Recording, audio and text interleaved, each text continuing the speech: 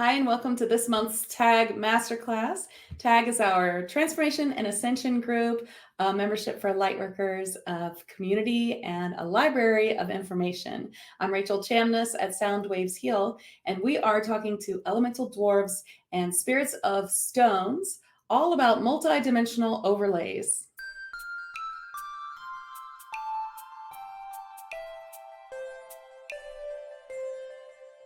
What are multidimensional overlays? Well, I can't wait for these wonderful elemental dwarves and spirits of stones to explain it to us.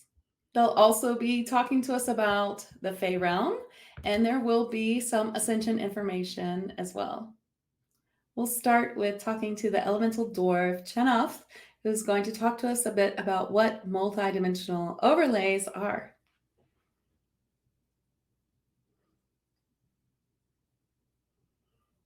Overlays are an energy which is overlaid your auric field or soul.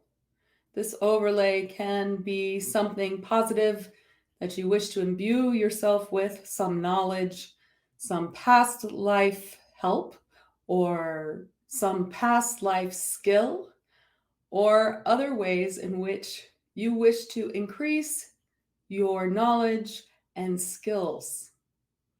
They can also be something that is hindering you from these things or hindering you from manifesting what it is that you are working on.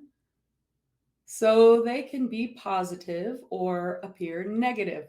We would like to say that negative blocks or challenges that you are facing all have a purpose. They are all there for a reason. You have put them there yourself before this life or as your higher self so that you can grow and learn. For you learn much in this way, especially in the third dimensional realm.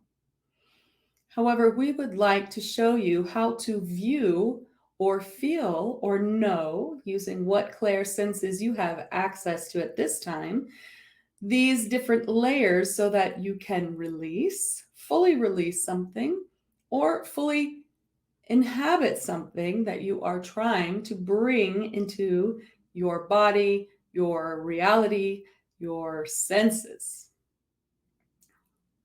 This is Rachel. And one thing that they show me how this works is they kind of show them to me like see-through film, almost like a square or a sheet of thin see-through light. It's kind of like a film, and it's in our auric field, or it's hovering above our auric field. And this is something that we can bring in as light codes. They might even have light codes on them, or they might show them to me as like different colors. And then they also show some inside the auric field, sort of closer to the body, which are not something that you want. So these look a little different, like you've been working on them. They're kind of frayed. They have like moth holes. They have like uneven edges. They're thin. You've been working through them. You're trying to get rid of them. And they want to show us how to view these so that we can really get through some of these blocks and bring in all this beautiful light and up leveling that we can. So this is something that we probably all work on all the time. They want to show us how to view it in a different way. And they want to show us how to view our multidimensionality as well. Let's bring Chennofth back in. The multidimensional realm is infinite. You have infinite lives in alternate realms, in past lives and future. For there is no such thing as time, and all is happening ongoing. That makes it difficult to explain, but you can think of it like this. As the time moves forward in this plane, on this earth, in this third dimensional time, which does have a sense of time, although all around is without time, but in this realm of time, you will find that many of these alternate lives have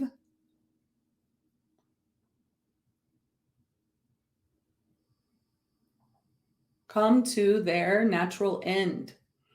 And that is because as you march forward to ascension, these times are no longer valid, because when you are all the way to ascension, then your planet and yourself will be on the only timeline left, the only timeline for ascension.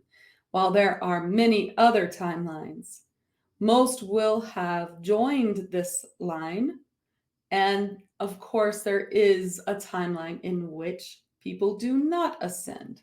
And as we have spoken through this medium before, or others have, these timelines are predetermined, and it is not a horrible thing to experience the 3D timeline. It is uncomfortable and it is difficult, but everyone from that timeline also will come to the same place after death onto the other side.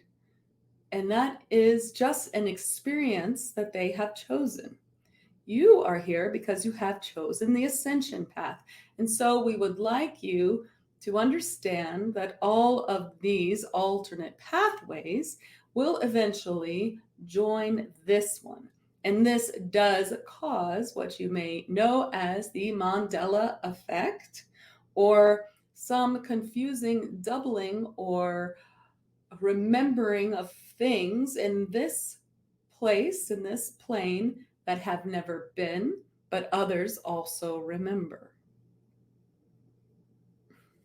Now, of course, there are many ideas about Mandela Effect, and you can check out that rabbit hole if you've never done that before. But basically, some believe it's just a false memory. Some believe it is an implanted memory to confuse us by the dark. And well, I have always thought that it was just a timeline. But let's ask someone here who is here to talk to us and find out what it really is. So this elemental dwarf, Ibanca, would like to speak with us, and she will explain the Mandela Effect a little bit, how we should understand it.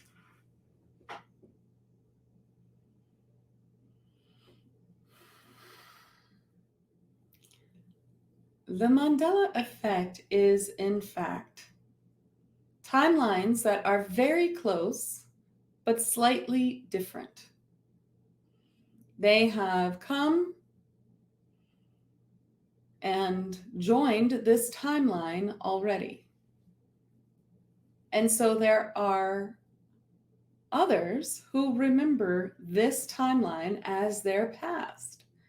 However, it is not the same timeline as you are on now. Why does this happen? This is happening as proof of our multidimensional existence. And so it is showing itself to you so that you can see where you have come from may not necessarily be where you are now. As humans, you are actually moving through timelines many times in your life. And so you may find yourself on a timeline where one thing is true and then it is not, and then it is true again. How that is happening is as you join other timelines, as the timelines collapse, you may find these small differences where something could go either way without it making much difference at all. You will find it one way in one timeline and one way in another. And this is one of the ways that you can tell that you have come to another timeline. And other ways you can tell, you may begin to feel it if your clairs have opened, if you are feeling a shift. Sometimes this can be physical, a shift of time and space, a shift of the air, a shift of things suddenly changing to something quite unlike it was a moment ago, or where you find yourself suddenly wondering what just happened. This is part of the signs that you have just changed your timeline. Some of these timelines are happening to everyone, And it is not connected with trying to stay on your highest timeline, because the highest timeline in itself may take a few timelines to get there. So as you are changing to the highest timeline always, you may not have reached the highest timeline yet. And this, of course, is most likely for if you are working hard on finding your highest timeline, it will take some time before you get there. And it would be much closer to Ascension, possibly 2028 or 2029 before you actually reach it. So you would be experiencing multiple timelines as you go from one to another. And some of these timelines are collapsing on their own, and sometimes you are going to a higher timeline or a different timeline because of a choice you have made, or because you are up leveling and it becomes available and you have found that space to connect to your highest timeline, and so it is. I hope this is making sense to you, for it is a rather difficult topic. This is Rachel. I hope that made sense. They send me visuals, so it makes sense to me. It looks to me almost like the visual they sent me is like almost like spider webs, and we're just like, you know, hopping. And then there was like, you know, you can always get off track, going down the timeline or staying on a timeline too long where you're like, what is happening? And that's kind of like they're showing me a sense of, oh, something is happening. I'm clearly not on my highest timeline, and so I must do some personal work to get right back on track. And of course, as they always say, you know, you can't do anything wrong. Sometimes things take longer because of things you're learning along the way, but not to beat yourself up or worry that you won't go to Ascension, because since you know about Ascension, since you're working on it, you will be finding your way there. And we have been working on highest timeline in many past months of tag, which of course are still up. So you can always go back and look at those. Either if you're watching on YouTube, you can look at old masterclasses, or if you're in the tag community, of course, you just go to the old months where all of the programs are there. Now I'd like to bring Simalka through, who is another elemental dwarf, and ask them why a multidimensional overlay makes a difference between what we're already doing for releasing blocks and downloading information. We're all doing that, what seems pretty well. So why are they bringing multidimensional overlays to us? What's the purpose, and how can it benefit us more? It's making me giggle a little. This is why I love channeling Fae.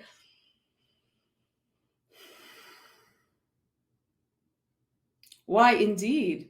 Are you finding that the way that you are doing it is working rather quickly for you? I believe that you would like a faster way. This is a faster way.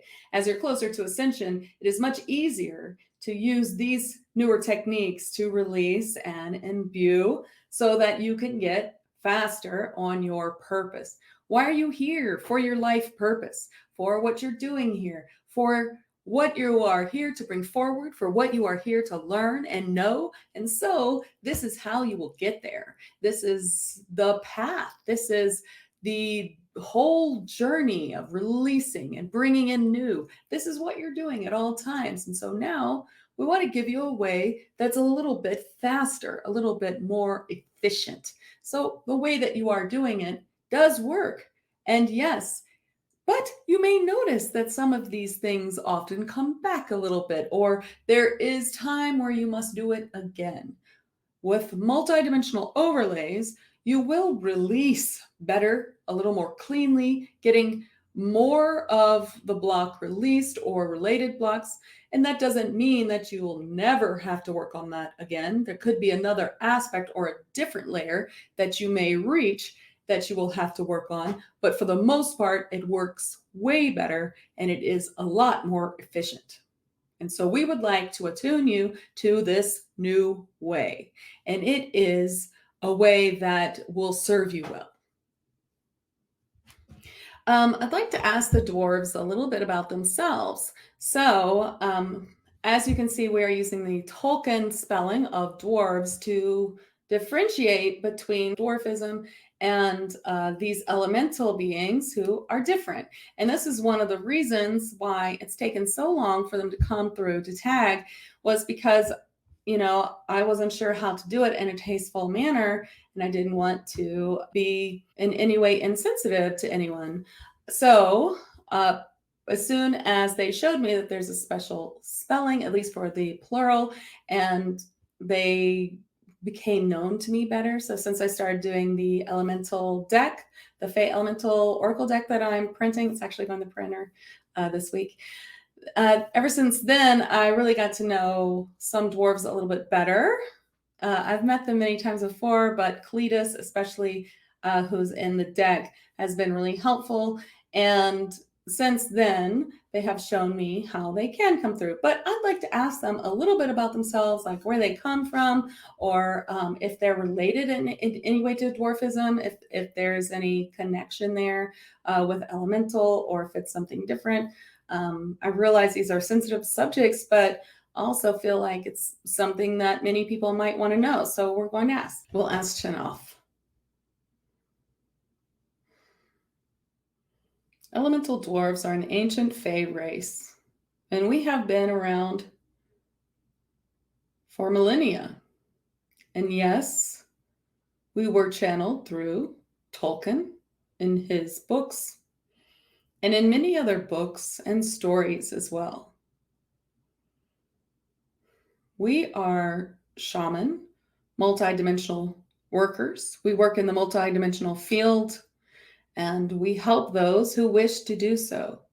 So if you are wishing to work in the shamanic or multidimensional realms, or you do so, as this medium does, then we are the ones to call on for help, and we will help you understand the layers of it, help you see through the layers of different dimensional qualities, different densities, different seeing through the ways in which you need to work. For instance, to heal something, there's overlays to work on.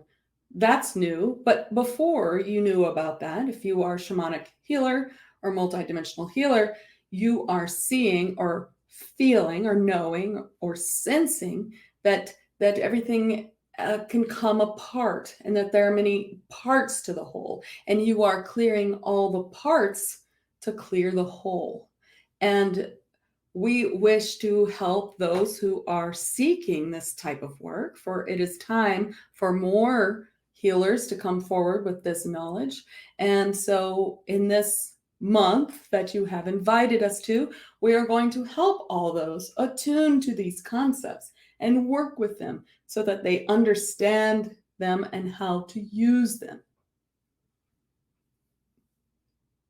This is Rachel. Okay, so yeah, that is how I see it too, the way he's showing it. I mean, he showed it a little bit differently to me, but the way I see it is that there's all these parts, like even just as simple as clearing a chakra, you know, there's all these parts of it to look at, blocks and things that need to be cleared, past life that's affecting it, sometimes concurrent lives, or sometimes a future life. There are all sorts of little pieces to the whole, and you sort of clear them out until what's left can just be cleared, which I use liquid Reiki sound healing or liquid Reiki shamanic healing to clear it in parts and in the whole. And so that's what they're talking about. And they seem very intent on talking about it. They didn't talk a whole lot about themselves. Let's see if we can get more information about them from Ibanca.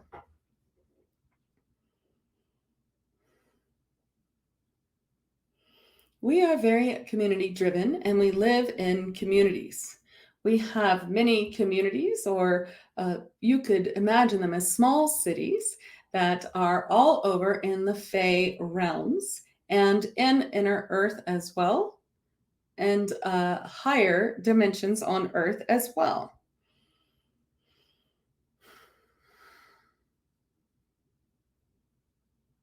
The relation between elemental Fae dwarves and earthly beings who are known to have dwarfism is not a relation at all. In fact, it is certainly a mirror of some things, as we could look somewhat alike. But as the world mirrors many, many things, it does not mean that the two things are related. For instance, there may be many things in your earth that are alike and yet nothing alike. I'm sure that you know that a seahorse in the ocean and a regular horse on the land have no similarities besides a slight look and a name. And this is a mirroring in your universe, which has also happened in this way. So they show me underneath the earth and inner earth, middle earth, I guess, Tolkien. I mean, that is channeled. They show me like in the Fae realms, they always show me that through portals, and then they show me like floating above. And so I was wondering what they were going to say. They said inner earth, and I wondered if they'd say something like upper earth or something, but that was, I guess, to represent like higher dimensions, but that makes sense. So let's move on to the Spirit Collective of Loam, which have come to me as the collective of stone spirits.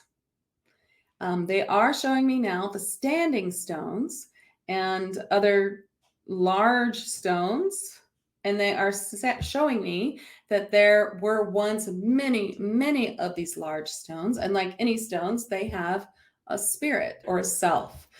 And this is a collective. So let's hear from Loam. In your plane of existence, you have a sort of categorization of stones which have a hierarchy. Regular stones, crystals or gems, for instance. If it is clear, if it has a luminosity to it, then it is worth quite a bit more. And the truth is that the spirits of all of these stones we are all the same, and we don't see any difference between a plain river stone and a diamond of the highest quality. For us, we are all just beings that are very similar in spirit. Now, our collective loam would be what you would call standing stones around the world. And we have other types of stones as well that are more wide than tall, that are mostly undiscovered. But that is who we are. And our composition to us feels or is not much different than a stone of the clearest crystal, for we vibrate very similarly. We have been on your earth a very long time. And when your earth consisted of many different beings, of giants, and many different kinds of what you would call galactic beings, and many different kinds of Fae that were more prolific than you have now. And then at that time, we were there.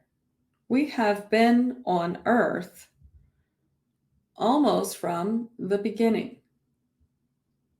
And we have purpose. Our purpose is to bring a certain amount of vibration to the planet.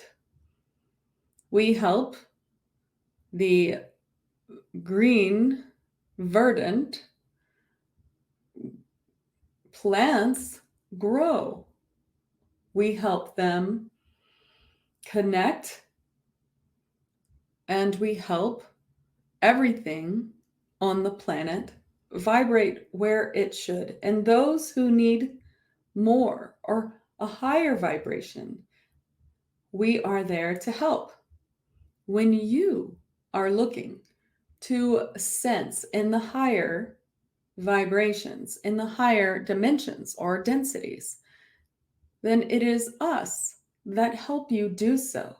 It is our higher vibration that you may be unconsciously connecting to see the Fae realm, to see the galactics who are here to help you, to see angels and guides and all that come to help, and those that exist in your space. When the Fae come through, when the Fae would like to be seen, when the Fae would like to connect to you, they connect through us. We hold this vibrational space on your planet. And we have those Fae who protect and watch over us, such as the guardian gnomes and types of dragons and some giants as well. This is Rachel. Okay, well, this is fascinating. I'm so glad, because I felt like, is there more? Because I feel like we know all this stuff. Or I do, I guess. I know about the overlays because they've been talking to me about it for a while. But this is so cool. So they're just really showing me that that's what we're doing. So I talk about this in my channeling classes, about how to channel, you must raise your vibration to match the vibration of what you're channeling. So now I see how are we doing that? That we need some physical thing that's helping us. Oh, and that is why we use stones. I mean, even this plain river stone, or whatever you want to call it, we use stones and we are attracted to them. We are attracted to crystals. And why? Why are we attracted to crystals? Because these are the vibrations that we are using to connect. And you may have 0 crystals around you, but you are connecting to the crystal collective, the loam or others. He's saying there's many different kinds. And there's, this is not every single standing stone or wide stone. I don't know what that is. He's showing me that there are these like huge wide stones, like kind of like this, but let's say this is like 1,000,000 times bigger, but like flat, and they're in the ground. And we don't really know of their existence. I would assume that archaeologists or, others know of their existence. I mean, I guess they would be like, when you hit a layer of rock, they're showing me if you were digging, and not realizing that it might have like a really large but perfect shape, or it doesn't have to be perfect, but he does kind of show that they look a little bit like this. That's what he's showing me, or they are showing me, I should say. I just find that really interesting. Of course, I have way too many crystals. I can't help myself. I'm buying them all the time. I don't know if you do as well. Do you collect crystals? If so, I want to hear about it in the comments. I know that you do. Okay, so we have another spirit, the Crystalline Grid Spirit. This is another spirit which is of the same caliber, related somehow to the rock spirits. So when I asked for the other one, I got the Crystalline Spirit. And I was like, the crystalline what? And they were like, the Crystalline Grid. So let's find out, is this a spirit of stones in a grid pattern? Is this a spirit of the grid itself, when stones are collected and intended for grids? Let's find out.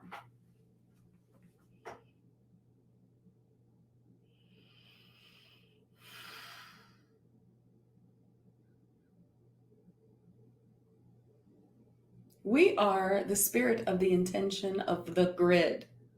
Yes. We are an elevated relation of the stones themselves.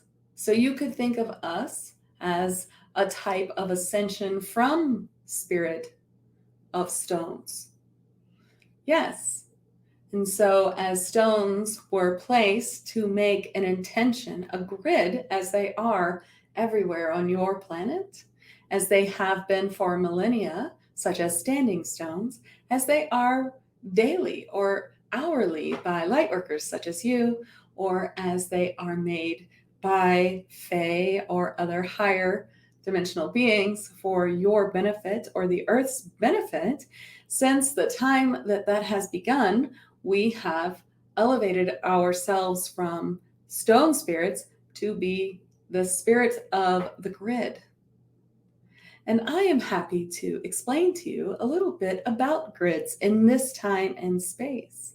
Now that grids are being used so frequently and often on your planet, you may use them very easily.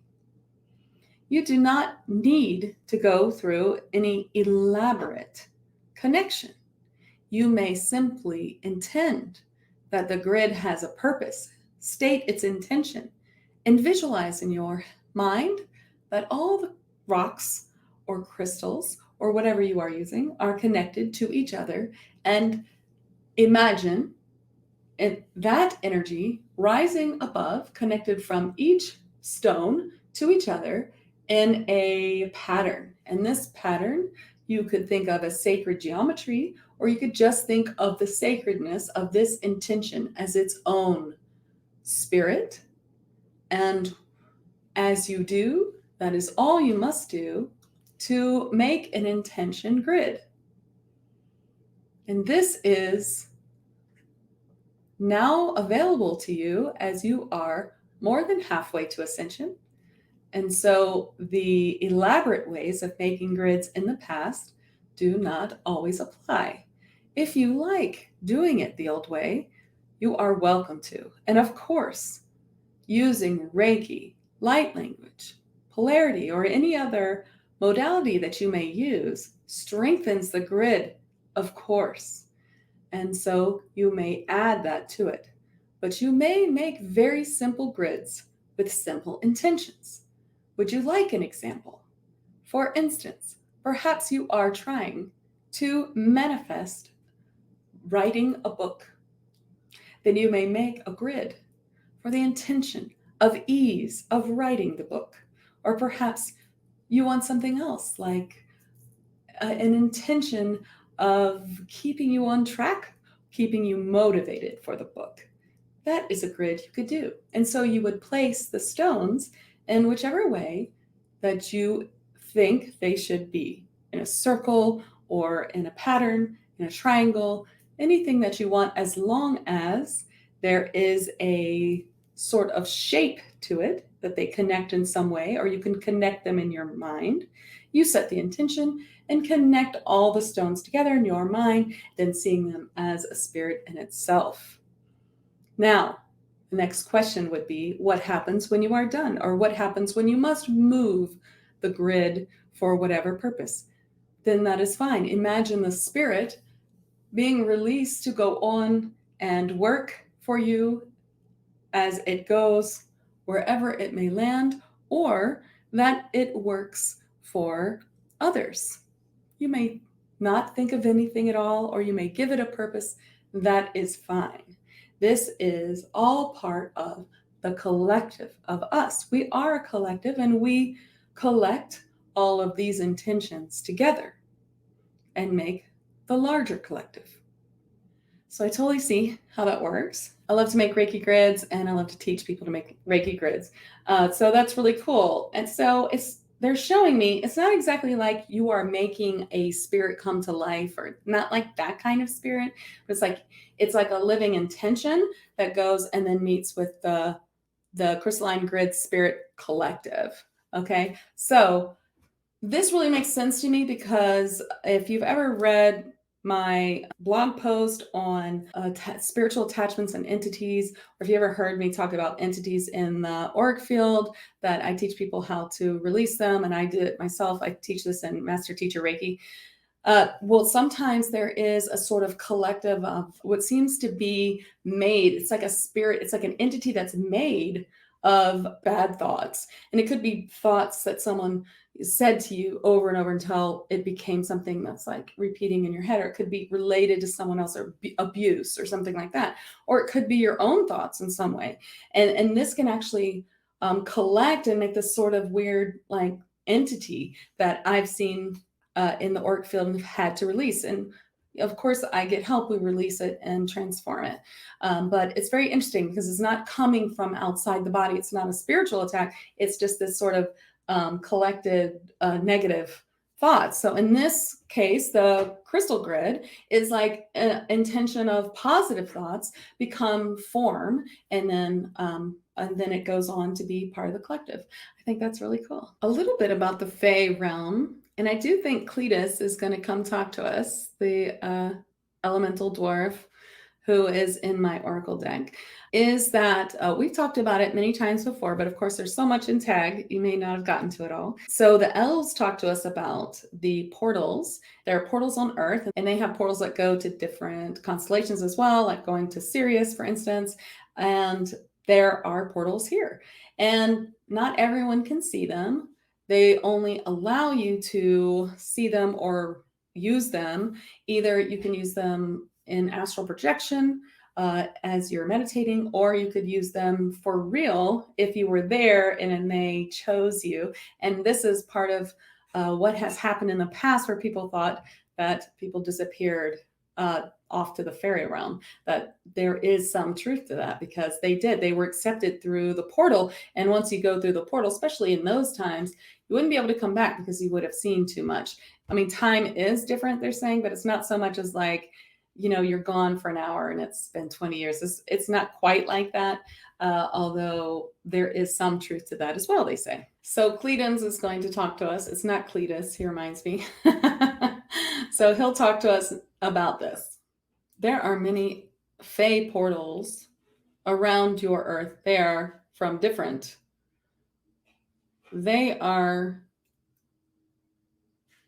managed by different types of Fae. So the elf portals that were just spoken of are different than maybe fairy portals. We have portals by leprechauns, by gnomes, by dragons, all types of portals. And yes, you will not be able to access them unless we allow you to.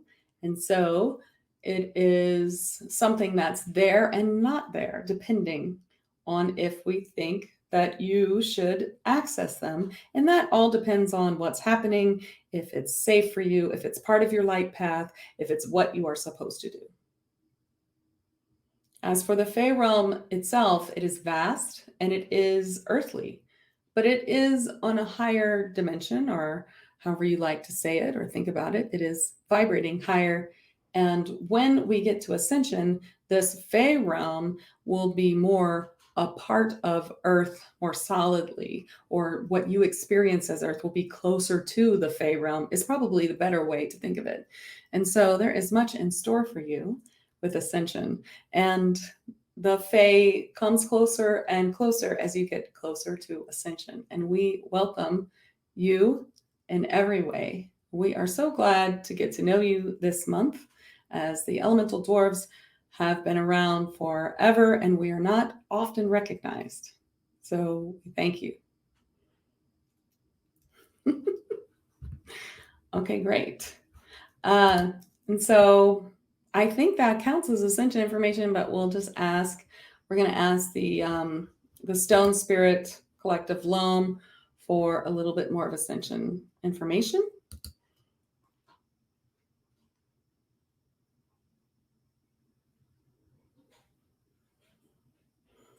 Where you are in Ascension at this point is that you are collecting a sort of energy which rises your vibration.